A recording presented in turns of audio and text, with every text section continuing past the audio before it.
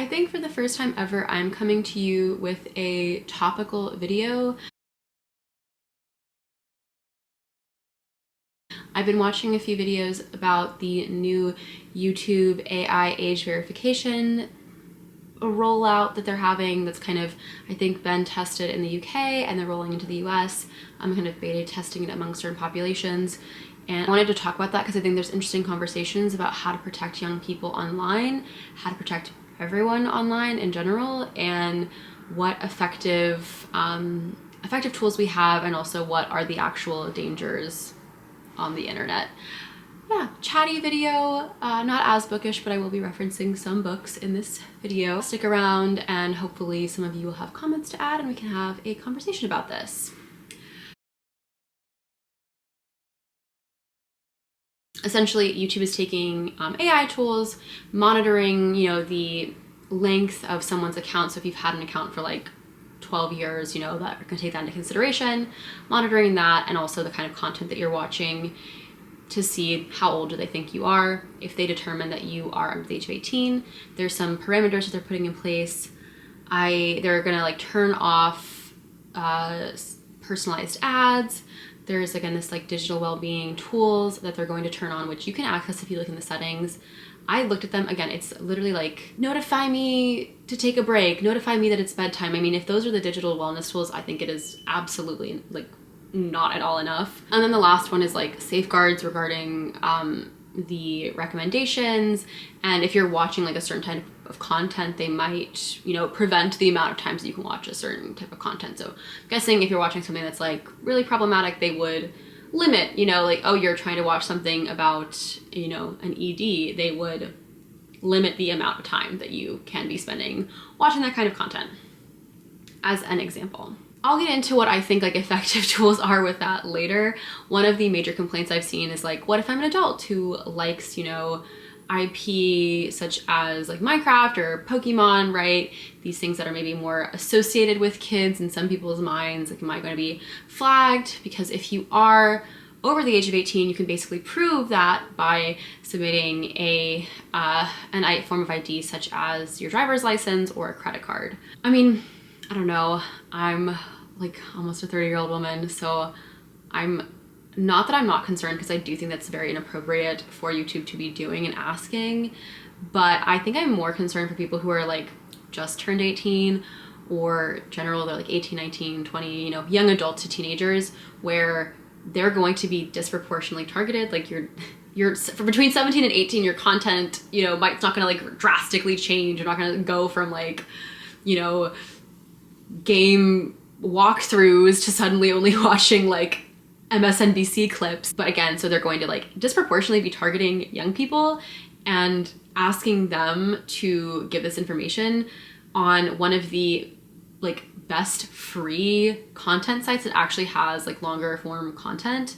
So I find that incredibly icky, and just to me there is something in there about like, oh yes, you're caring about this in the way that it can just barely, right? Like, oh, I'm being ethical in this way that just barely crosses the line of like what everyone cares about, right? Like, everyone cares about kids. We care about people under the age of 18, but like when you get to 18, we don't really care what happens with you. So, you can give us all of your information and identification. Yeah, we didn't want to give you personalized ads 2 days ago, but now you're 18 and you can give us your credit card. It's fine. I understand why, adults are upset by this news themselves and they don't themselves want to have to give identification, but I also think that we should be caring about our brethren who are younger as well. Because like I said, it will disproportionately affect them. The bigger conversation I wanted to have around this is what these digital well-being tools are going to be looking like. Again, I was very unimpressed. There wasn't a lot of information. I was looking it up. Again, I didn't do like a huge like hours-long deep dive, but when you Google this, aren't like sent to a link where YouTube tells you like this is exactly what our digital well-being tools look like.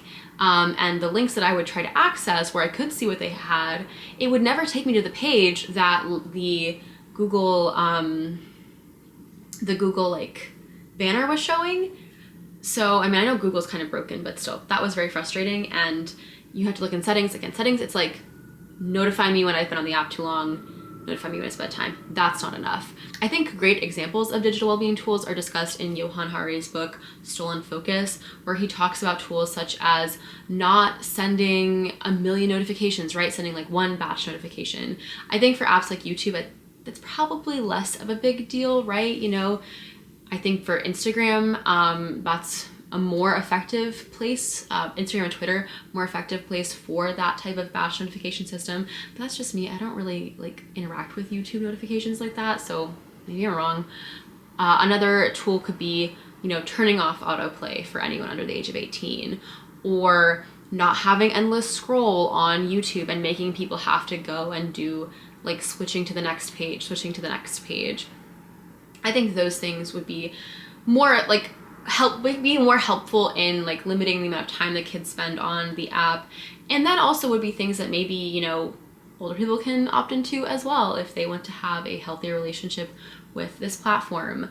That's never going to happen because YouTube makes money by having your eyes on it as long as possible, but can't we all dream of a better future? Another thing I would like, but again is sort of in my perfect world where everything is magical and butterflies sing me sweet lullabies, bars.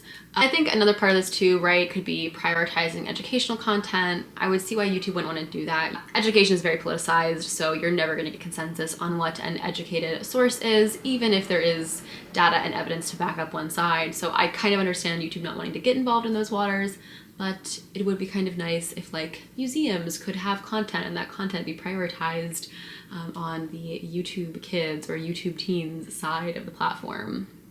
But besides all of that, besides the invasion of privacy, the unequal pressure and burden this will place on young people to give their information over to a website, ineffectiveness of some of the tools that YouTube will potentially be introducing, I just feel like we forget that it is actually good for young people to be able to test the boundaries of what is and is not acceptable content.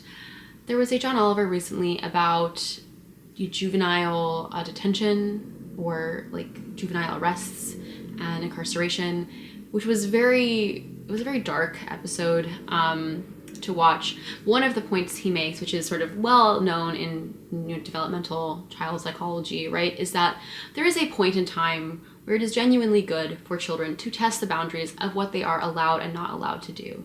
That is a developmentally useful time period. And it is better to happen in these supervised areas, right? It is better to happen when you are 16 and when you can get out of the consequences.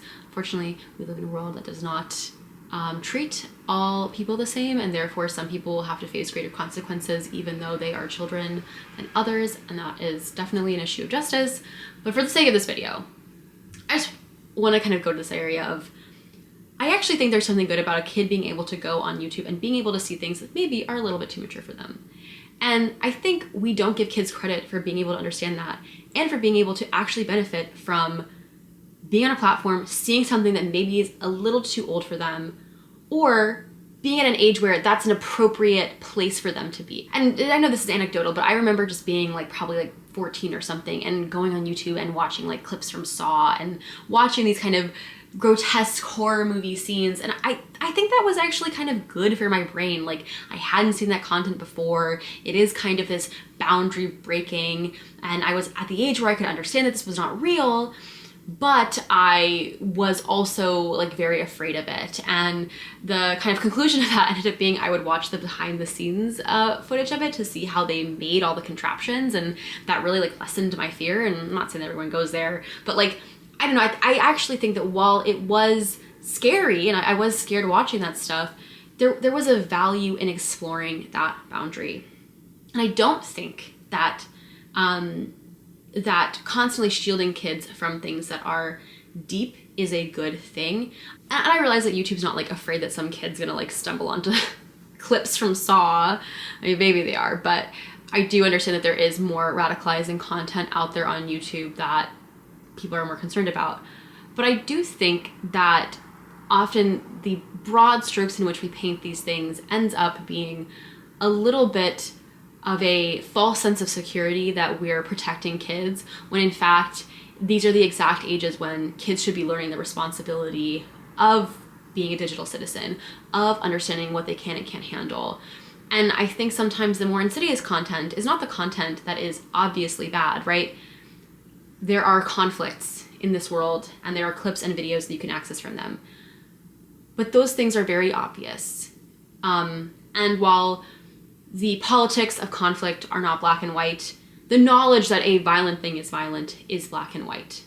And I think that kids actually can understand that. I think it's the same thing with more salacious materials, right? There is actually a benefit in a person being able to see and identify that is this kind of content. This is what I'm looking at. I am understanding this.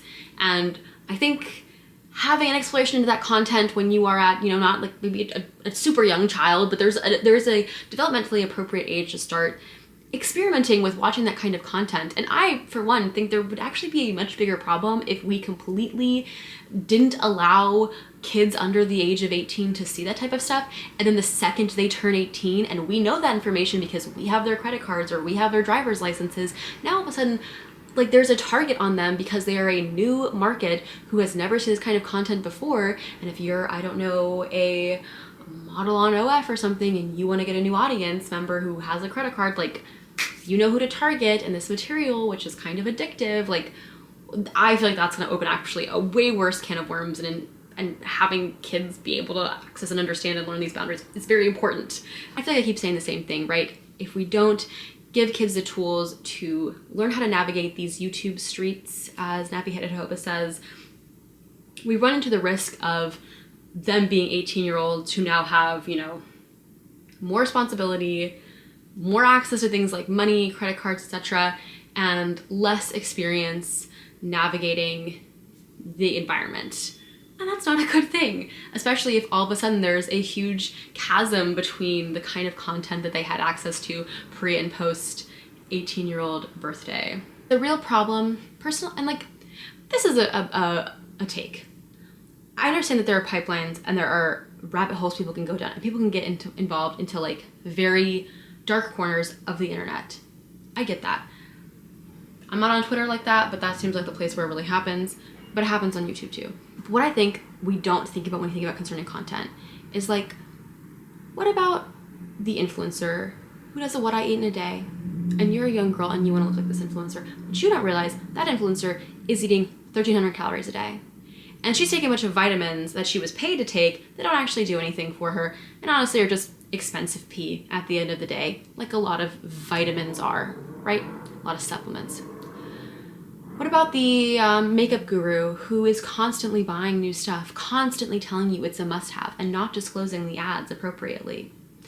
The fashion influencer who is buying Chanel casually like it's regular, telling you how it's a must-have purse and how it's just an act of self-care to, really treat herself after all her hard work. And you have a 16-year-old who doesn't get that that's not realistic and that's probably not going to be what her life is going to look like.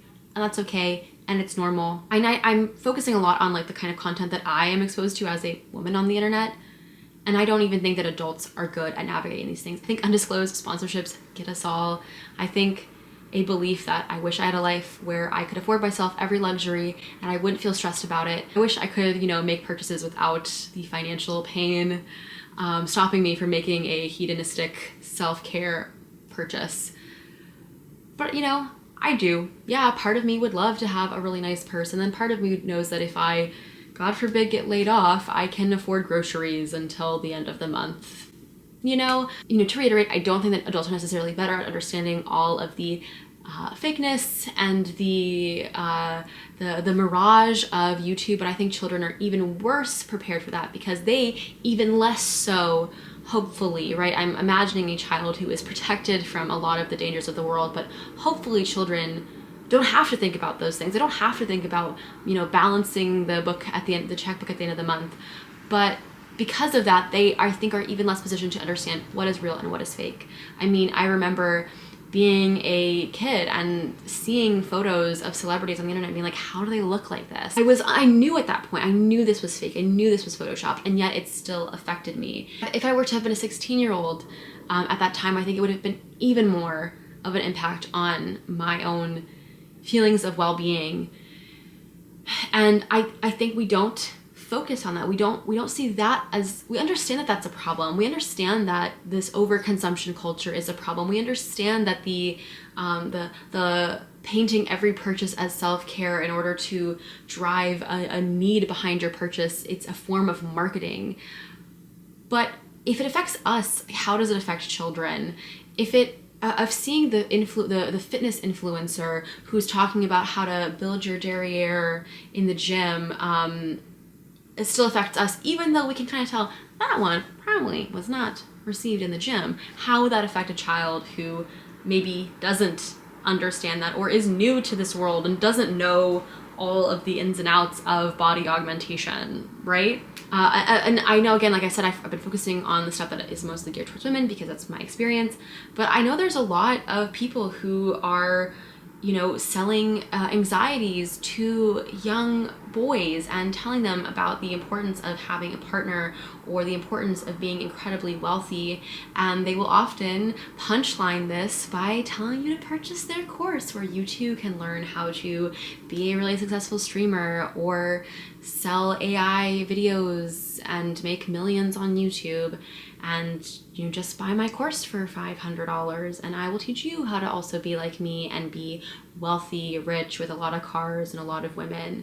I mean, these are the things that are problematic, and maybe in the new YouTube under the age of 18 guidelines, they'll stop kids from watching that content because they're not going to let you watch too much of the same kind of content. Or they won't, because they're not identifying that as problematic content. They're identifying very virulent, hateful, misogynistic rhetoric that way, but not this other stuff. They're identifying that maybe disordered eating content's bad for you, but they're not seeing the ways in which it can happen and be very, very well masked, you know, behind what I eat in a days, or, you know, behind body checking or other such almost like micro expressions of something very particular that is very hard for even adults to identify. And that's not to mention how once something will be flagged by YouTube for being a certain kind of content, many creators will find a way to avoid those pressure points.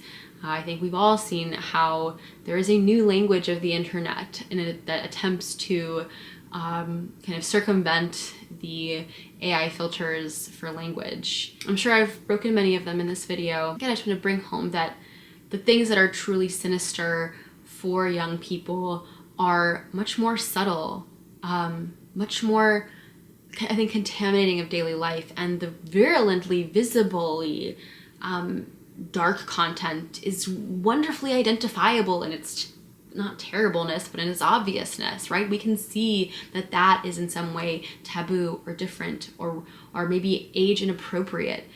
And then the content that is, you know, I think beauty content really encourages a lot of overconsumption, potentially encourages a lot of body dysmorphia when you're talking about extreme contouring, lip injections, stuff like that. I think that that really creates a lot of insecurity, and that is probably more problematic for teenagers than seeing news about an ongoing conflict would be. But yet we censor the latter and allow the former because we don't see how that's a problem. And YouTube likely will never really go after the people who are selling products on their site because that's how you get friendly with advertisers. So it's definitely a challenge in trying to get this to be a safe platform for, I mean, everyone, let alone children, when the priority is not safety, the priority is dollars. The people who are making laws trying to protect these kids are quite frankly old farts who don't understand what's actually dangerous and aren't invested because many of them only care about the optics of this and they're not actually bothering to look into psychologically what is the worst for kids. They think they understand the world, they can't respect that they don't want to update their own beliefs about the world, and they'll just say that violence is bad and, you know, explicit content is bad, not understanding that that's bad, but it's also very obvious, and the things that are really bad for your kids are never seeing a face that doesn't have a filter on it. That's actually probably way worse for them than the other thing.